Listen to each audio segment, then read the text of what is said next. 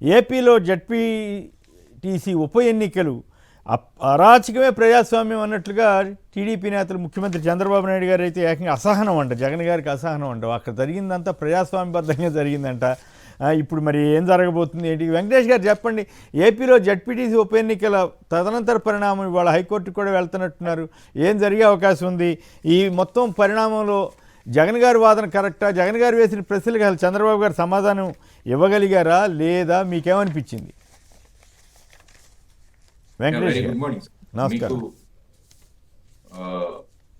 ప్యానల్లో ఉన్నటువంటి వారికి very good morning అండి. సాక్షి వీక్షకులు కూడా వెరీ గుడ్ మార్నింగ్. జిల్లా పరిషత్ ఎన్నికలు ఏవైతే ఉన్నాయో జడ్పీటీసీ ఎన్నికలు కేవలం ఒక్క సీటుకి జరిగినాయి సార్, పులివెందులలో. రెండు సీట్లు, sorry, Ontimitta and Pulivendula rural. పులివెందుల్లో అయితే నిజం చెప్పాలి అని అంటే ఎలక్షన్ కి బిఫోర్ నుంచి కూడా కాస్త అరాచకమే జరిగిందని చెప్పేసి చెప్పాలి. ఎందుకంటే సాక్షాత్తు ఎలక్షన్ కోడ్లో ఉండగా మల్టిపుల్ వాహనాలు, వాటిలో మారణాయుధాలు, వీటన్నిటిని వేసుకుని తిరగడానికి బయట వాహనాలు ఏవైతే ఉన్నాయో, అంటే ఆ ఎలక్షన్ జరిగేటువంటి జిల్లా పరిషత్కి సంబంధించినటువంటి ఆ వ్యవహారాలు కాకుండా బయట వ్యవహారాలు లేదా బయట వాహనాలు ఇవన్నీ తిరగటం, వీటితో పాటుగా అక్కడ సాక్షాత్తు వైఎస్ఆర్సీపీ నాయకుల మీదుగా దాడి జరగటం, దానికి సంబంధించి మళ్ళీ తిరిగి వాళ్ళ మీద కేసులు పెట్టడం, ప్రివెంటివ్ మెజర్స్ తీసుకోవడంలో ఎలక్షన్ వ్యవస్థ కానివ్వండి, పోలీస్ వ్యవస్థ కానివ్వండి ఫెయిల్ అయిందనే చెప్పాలి.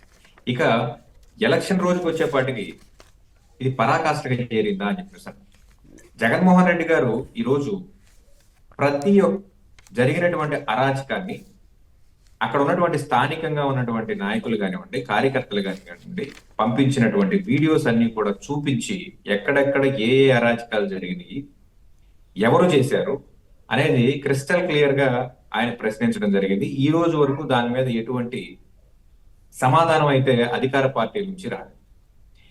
ఇది ఇప్పుడే కాదు సార్, గతంలో కూడా ఆయన అనేక వీడియోలు, అనేక ప్రెస్ మీట్లలో ఆంధ్రప్రదేశ్ రాష్ట్రం యొక్క ఆర్థిక పరిస్థితి గురించి కానివ్వండి, డెవలప్మెంట్ గురించి కానివ్వండి, ఆయన విత్ స్టాటిస్టిక్స్ తో మాట్లాడుతూ దానికి సంబంధించి ఎటువంటి రిప్లై ఉండదు. కానీ ఆ ప్రెస్ మీట్ మొత్తం మీద ఏదో ఒక మాట దొర్లితే ఆ మాటని పట్టుకుని హైలైట్ చేసి కూటమి ప్రభుత్వం జగన్మోహన్ రెడ్డి గారికి ఇదిగో ఇలా రప్ప అన్నారనో, లేకపోతే మరొకటనో అప్రతిష్ట పాలు చేయాలనేది ఒక దాని మీద ముందుకెళ్తున్నటువంటి ఒక పరిస్థితి. కానీ జిల్లా పరిషత్ ఎన్నికకి సంబంధించి, ఈ జడ్పీటీసీ ఎన్నికకి సంబంధించి మాత్రం పూర్తిగా పరాకాష్ఠగా జరిగింది. దీనిలో పోలీసు వ్యవస్థ కూడా ఏ రకంగా ఫెయిల్ అయిందో జగన్మోహన్ రెడ్డి గారు క్రిస్టల్ క్లియర్ గా అందరికీ కూడా చెప్పడానికి ప్రయత్నం చేశారు. ఆ విషయంలో సక్సెస్ అయ్యారు.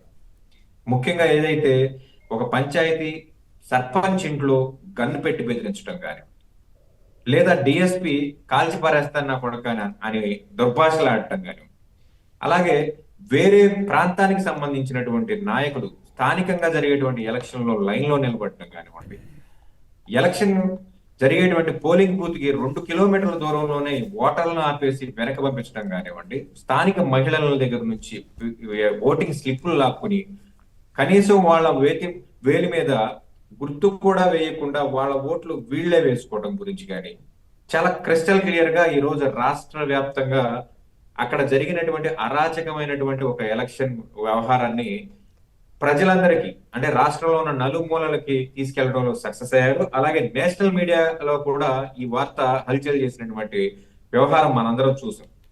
కాబట్టి సుమారుగా 15 ప్రదేశాల్లో ఏదైతే రీఓటింగ్ కావాలి అని చెప్పేసి వైఎస్ఆర్సీపీ కోరడం, కానీ కేవలం వాళ్ళు రిగ్గింగ్ చేసుకోవడానికి వీలు కాస్త తక్కువ కుదిరినటువంటి 2 ప్రాంతాల్లో మాత్రమే అనుమతించడం జరిగినటువంటి పరిస్థితి. దీని మీద హైకోర్టుకు వెళ్ళడం ఈ రోజు నాకు తెలిసి బెంచ్ మీదకి వస్తుంది. ఖచ్చితంగా వైఎస్ఆర్సీపీ పార్టీ సంబంధించినటువంటి న్యాయవాదులు ఇచ్చే రిప్రజెంటేషన్ బట్టి కానివ్వండి, లేకపోతే వారి వాదనలు బట్టి కానివ్వండి, మళ్ళీ రీపోలింగ్ జరిగేటువంటి అవకాశం అయితే 90% కనిపిస్తుందని చెప్పాలి.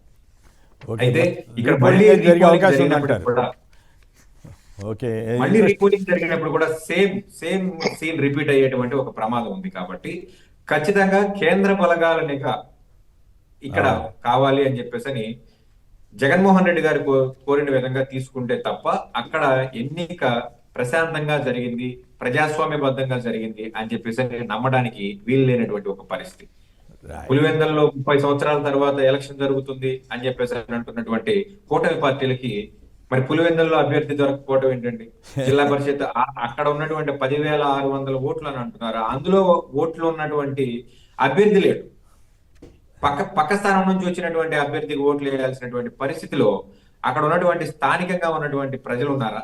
ఈవెన్ తెలుగుదేశం పార్టీ కేడర్ కూడా అక్కడ అంత ఇంట్రెస్టెడ్ గా ఉన్నటువంటి పరిస్థితి కాదు. కూటమి ప్రభుత్వంలో ఉన్నటువంటి మరి ఏ పార్టీకి సంబంధించిన జెండా ఆ రోజు ఇక్కడ మనకు కనిపించలేదు.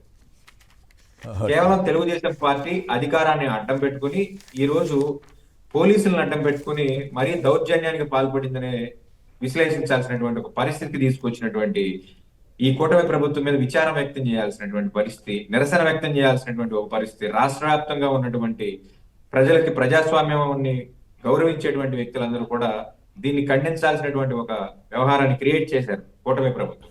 రైట్.